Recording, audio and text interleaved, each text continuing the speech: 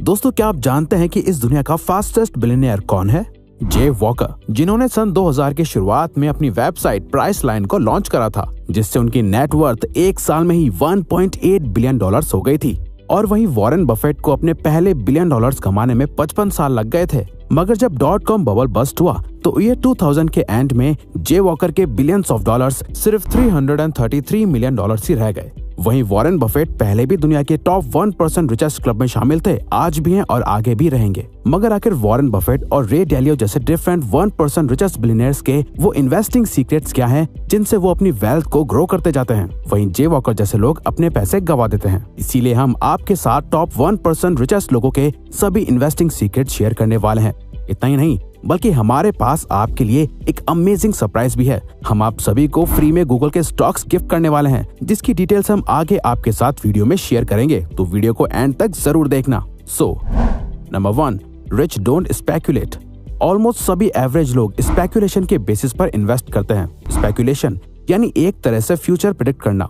लोग किसी भी तरह ये प्रूव करते हैं कि वो जो सोच रहे हैं वही होगा, जिसके पीछे कोई रिसर्च या स्ट्रेटेजी नहीं होती, बल्कि वो बस होप करते हैं कि वो जहां इन्वेस्ट कर रहे हैं वो उन्हें बहुत अच्छे रिटर्न्स देगा। फॉर एग्जांपल, मान लो कोई रूमर फैल रहा है कि एप्पल अपने न्यू प्रोडक्ट के साथ एक बिल्कुल ही नई वर्ल्ड चेंजिंग टेक्नोलॉजी लाने वाला है, तो यहाँ सभी लोग ये सोचेंगे कि इस प्रोडक्ट के साथ एप्पल को बहुत प्रॉफिट होगा और ज्यादा से ज्यादा लोग एप्पल के स्टॉक्स खरीदने लगेंगे, जो एप्पल के शेयर प्राइसेस को इंक्रीज करेंगे और इन्वेस्टर्स खुश भी होंगे। पर अगर लोग अनलकी निकले और ये रूमर गलत साबित हुआ या फिर उस टेक्नोलॉजी से कुछ खास फर्क नहीं पड़ेगा, तो लोग अपने लगाए पैसे लॉस में वापस निकालने लगेंगे और ये एप्पल के शेयर्स को डिक्रीज कर देगा। यही रीजन है कि किसी भी कंपनी का शेयर प्राइस इतना फ्लक्चुएट होता है, जिसका रीजन होता है market speculation. But real investors कभी इन बातों में शामिल नहीं होते, क्योंकि उन्हें मार्केट से शॉर्ट टर्म रिटर्न्स कमाने में कोई इंटरेस्ट नहीं होता। वो लॉन्ग टर्म गेम खेलते हैं। Rich makes money through dividends. अधिकतर लोग यही सोचते हैं कि स्टॉक्स को खरीदना कब है और बेचना कब है, लेकिन अगर आप वॉरेन बफेट के करियर को अच्छे से स्टडी करो तो आप देखोगे कि वो कभी अपने स्टॉक्स को बेचते ही नहीं हैं, क्योंकि वो हमेशा सभी कंपनीज के स्टॉक्स को होल्ड करके रखते हैं। पर अगर आप सोचो तो वॉरेन बफेट को कोई सैलरी तो मिलती नहीं और उनकी इतनी सारी वेल्थ स्टॉक्स में ही है, जिन्हें कैश में कन्वर्ट करने के लिए उन्हें इन स्टॉक्स को सेल करना होगा, पर वो ये नहीं करते। तो आखिर वो डेली लिविंग के लिए पैसे कैसे अर्न करते हैं?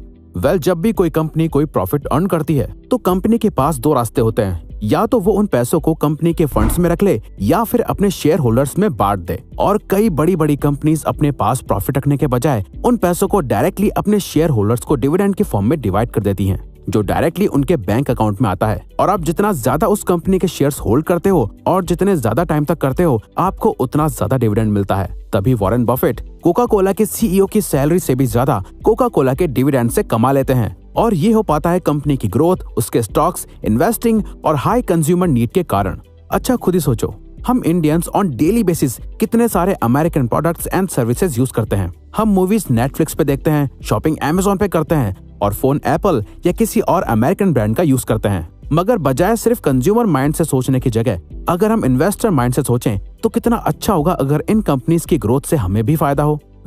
ये पॉसिबल है by investing in US stocks. Apple, Amazon, Google जैसी कंपनीज की ग्रोथ बहुत अच्छी रही है और आगे भी अच्छी रहेगी। मगर क्या आप जानते हो कि आप यूएस स्टॉक मार्केट में फ्रैक्शनल शेयर्स भी बाय कर सकते हो, जिसका मतलब है एक स्टॉक का छोटा सा पार्ट। हमें पता है कि रुपी डॉलर के अगेंस्ट हर साल डेप्रिशिएट होता है, सो आपको स्टॉक्स की ग्रोथ के साथ रुपी डेप्रिशिएशन का बेनिफिट भी मिलेगा। यूएस स्टॉक्स में इंडिया से इन्वेस्ट करने में पहले बहुत सारे चार्जेस एंड कमीशंस इन्वॉल्व थे, बट IND मनी ऐप ने ये सब सॉल्व कर दिया है। यानी कि अगर दोस्तों आप भी टेस्ला और गूगल जैसी डिफरेंट अमेरिकन कंपनीज में इन्वेस्ट करना चाहते हो तो IND money app best option है, क्योंकि इसमें 0 account opening and maintenance fees है। यूएस स्टॉक्स बाय और सेल करने पे 0 ब्रोकरेज फीस है और आपको सबसे अच्छे एक्सचेंज रेट्स भी मिलते हैं। सो आपकी फेवरेट यूएस कंपनीज और ETF में आप एक छोटे अमाउंट से भी अब इन्वेस्ट कर सकते हो। इमेजिन अगर आप एप्पल और गूगल के शेयर्स सिर्फ 10,000 रुपीज से 20,000 रुपीज में ओन कर पाओगे। और बिकॉज ये फेस्टिव सीजन का टाइम है तो हम आपके लिए कुछ स्पेशल करना चाहते हैं, यानी कि रिवायर्स और IND मनी हम साथ मिलके आप सभी को गूगल के शेयर्स बिल्कुल फ्री में दे रहे हैं। बस आपको इतना करना है कि डिस्क्रिप्शन में दिए गए लिंक से आपको IND मनी ऐप को डाउनलोड करना है और साइन अप करके आपको गूगल के फ्री शेयर्स मिल जाएंगे इन योर रिवॉर्ड सेक्शन। या फिर आप प्ले स्टोर या ऐप स्टोर से अगर IND मनी ऐप इंस्टॉल करते हो तो बस आपको ये code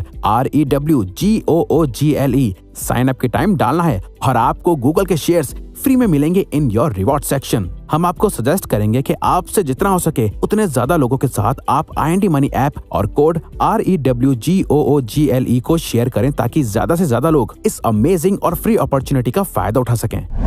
never lose your money. Investing में वॉरेन बफेट का सबसे इंपॉर्टेंट रूल है, जहां वो कहते हैं rule number 1 never lose money, rule number 2 never forget rule number 1। इसीलिए दुनिया के रिचेस्ट इन्वेस्टर्स की नंबर 1 प्रायोरिटी यही होती है कि वो किसी भी तरह के लॉसेस से खुद को प्रोटेक्ट करते हैं, जिसके लिए वो अपने पोर्टफोलियो को डाइवर्स रखते हैं। जिसका सबसे ग्रेट एग्जांपल है दुनिया के अनदर ग्रेट इन्वेस्टर रे डेलियो, जिन्होंने अपने पोर्टफोलियो को इतने अच्छे से डाइवर्सिफाई कर रखा था कि 2008 के मार्केट क्रैश में जहां ऑलमोस्ट सभी लोग 50% तक लॉस फेस कर रहे थे, even the great Warren Buffett को भी $23 बिलियन का लॉस हुआ था। उस टाइम रे डेलियो को 1.8% का ही लॉस फेस करना पड़ा। टोनी रॉबिन्स ने अपनी book money master the game में दुनिया के टॉप 50 बेस्ट इन्वेस्टर्स का इंटरव्यू करा था, जिसमें उन्होंने एक ही चीज कॉमन देखी, जहां वो सभी लोग एक ही चीज के लिए पैशनेट थे, जहां वो हाई रिटर्न्स नहीं कमाना चाहते थे, बल्कि वो बस अपने पैसों को किसी भी तरह से लॉस में जाने से बचाते थे, जहां वो ज्यादा से ज्यादा रिटर्न्स देखने के साथ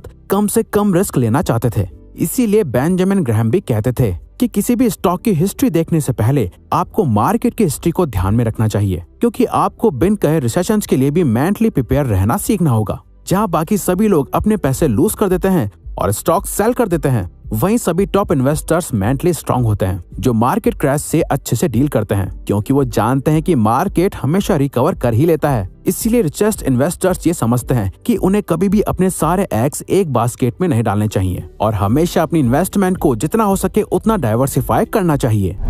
प्राइसिंग वर्सेस वैल्यू।